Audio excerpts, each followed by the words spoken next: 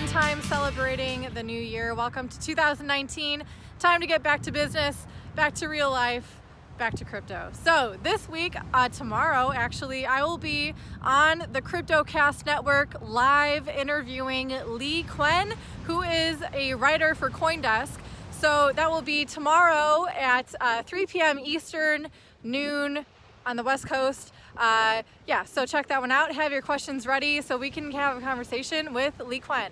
So now that we are back to real life, back to crypto, I want to talk about a special event that is happening tomorrow, January 3rd, thanks to Trace Mayer. It is called the Proof of Keys event. So I'm sure at least a few of you have heard of this one already. If you haven't, the idea is to encourage anyone who holds any cryptocurrency on any centralized exchange, on any exchange that acts as a custodian for you, for your coins, to have a practice of taking your coins off of that exchange and storing them safely on your own private wallet. So there's a few good reasons to actually do this, take part of this. First of all is to prove different exchanges that they are actually solvent, that they actually hold the coins that they claim to hold for you. A lot of these exchanges gained a lot of popularity in last year when that magical bull run happened, and so naturally they were making a lot of money, they saw a lot of popularity.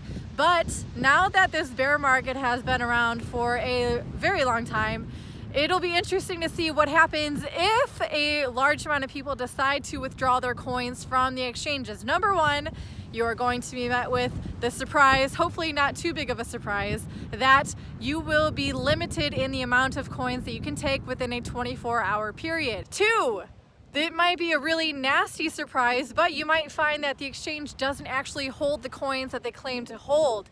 This would prove that exchange to be insolvent.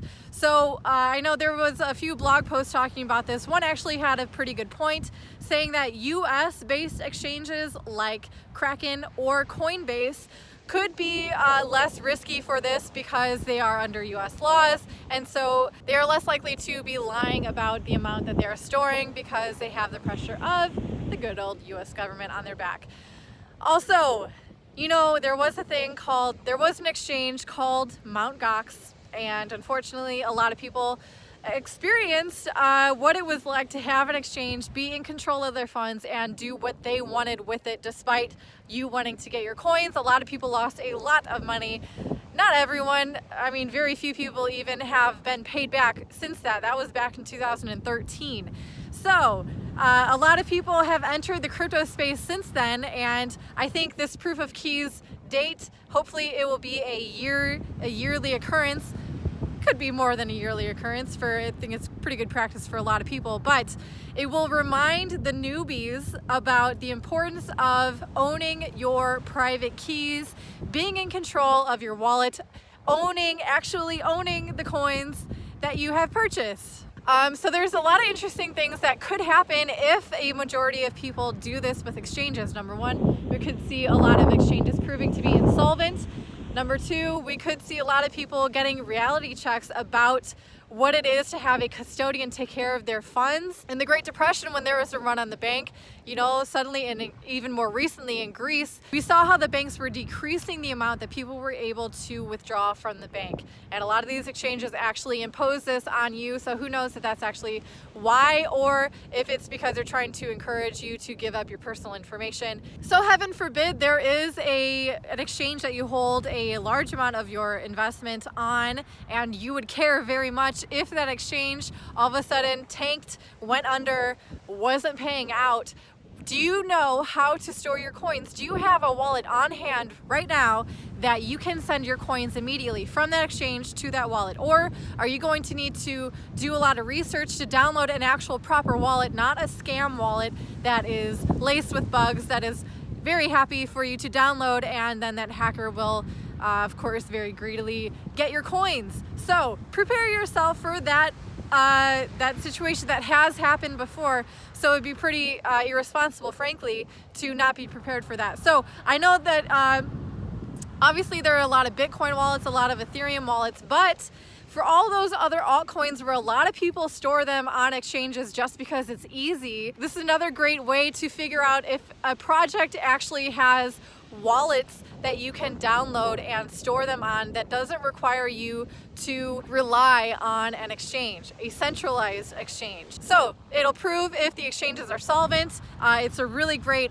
emergency plan for you to have, and it'll show which projects actually have enough going on that they have a wallet to provide for users, for purchasers, people who invested in their coin. If you invest in a coin, you better hope that there is a wallet that you can use, that you can download to store it on. Lastly, there is one thing that I think would be very important to pay attention to, and that is things like Twitter and Reddit.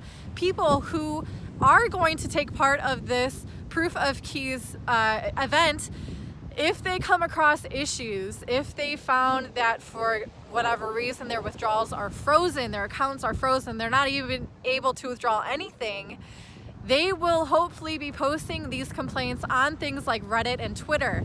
Now, Reddit and Twitter, the threads run by these exchanges, they are very censorable. So if you are keeping a close eye on these threads, you can check and see what kind of complaints are shown and which complaints are removed. And you can kind of see how these exchanges are trying to control their media, and they obviously don't want to have too much bad news spread about their name. So this is a really unique time to be able to watch it as it happens and not try to play catch up in the future. So pay attention to Reddit, Twitter, and other places that people may file complaints or try to be reaching out directly to communicate with these different kinds of exchanges. All of that being said, I definitely want to encourage each and every one of you to take part in this Proof of Keys event. I think it's a really important thing. It's a great reminder that convenience is not synonymous with security, and that this whole movement is about